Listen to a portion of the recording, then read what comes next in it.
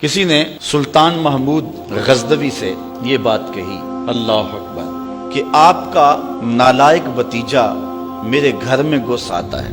یہ بات کسی بڑھیا نے کہی حضرت سلطان غزنوی سے کہ آپ کا نالائق بھتیجا میرے گھر میں گھس آتا ہے اور میری بیٹی جوان ہے، بس اس کے آگے میں کچھ نہیں کہنا چاہتی۔ تو حضرت نے فرمایا کہ جب وہ بدبخت دوبارہ تمہارے گھر میں آئے تو مجھے فوری اطلاع کر دینا، اور اپنا خصوصی کوئی کوڈ ورڈ دیا کہ جب اس کے ساتھ تو آئے گی تجھے کوئی میرے تک پہنچنے میں رکاوٹ نہیں بنے گا، تو پھر میں انصاف کے تقاضے پورے کروں گا۔ 2-3 دن گزرے، بڑھیا آ گئی، رات کا موقع تھا، سلطان اٹھا، تلوار لی اور ساتھ چل پڑا۔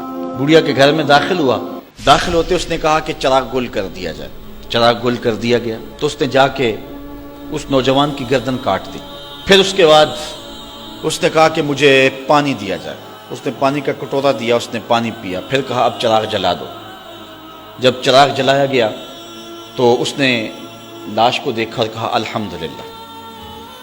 بڑھیا نے کہا کہ مجھے بتائیں کہ آپ نے یہ 3 کام بڑے عجیب کیے ہیں، جب آئے ہیں تو چراغ بند کروایا ہے، پھر پانی مانگا ہے اور پھر الحمدللہ کہا ہے۔ تو بادشاہ نے ٹالا، کہا کہ اس راز کو راز رہنے دیا جائے، لیکن بڑھیا ضد کر گئی۔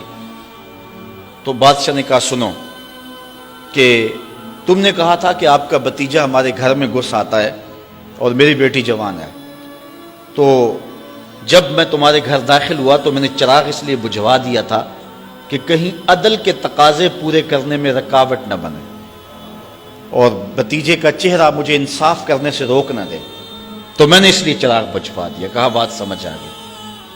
تو کہا آپ نے جب چراغ بعد میں روشن کروایا تو الحمدللہ کیوں کہا؟ کہا کہ میں اس دن سے پریشان تھا کہ میرا خون اتنا گندا ہو گیا کہ بادشاہ کا بھتیجا ہو کے ایک بڑھیا کے گھر میں جا کے یوں زیادتی اور ظلم کرتا ہے، لیکن جب چراغ جلا روشن ہوا تو وہ میرا بھتیجا نہیں تھا، وہ کوئی اور تھا، صرف ہمارا نام استعمال کرتا ہے۔ تو میں نے کہا الحمدللہ، یا اللہ تیرا شکر ہے کہ میری نسل اتنی گندی نہیں ہوئی ہے۔ تو کہا آپ نے پھر فوری پانی منگوایا اور پیا۔ بادشاہ نے کہا بڑھیا یہ راز رہنے دو، یہ نہ پوچھو۔ بڑھیا ضد کر گئی کہ نہیں مجھے یہ بھی بتاؤ۔ تو کہا بڑھیا پھر سن، جس دن سے تو نے بتایا تھا کہ آپ کا بھتیجا میرے گھر میں گھس آتا ہے، اس دن سے نہ میں نے پانی پیا تھا نہ کھانا کھایا تھا۔ میں نے کہا تھا جب تک ظالم کو کیفر کردار تک نہیں پہنچا دیتا اتنی دیر تک نہ کھانا کھاؤں گا نہ پانی پیوں گا۔ اب ظلم کا انجام تو نے دیکھ لیا، اب میرا اتنا حق تو بنتا تھا کہ 2 گھونٹ پانی کے پی لو۔ تو آج نام بھی تو انہی کا باقی ہے، آج ذکر بھی تو انہی کا باقی ہے، جن لوگوں نے عدل و انصاف کے بخیے ادھیڑ کے رکھ دیے، پھر حرف غلط کی طرح مٹ جاتے ہیں، ان کی قبروں کے نشان بھی باقی نہیں رہتے۔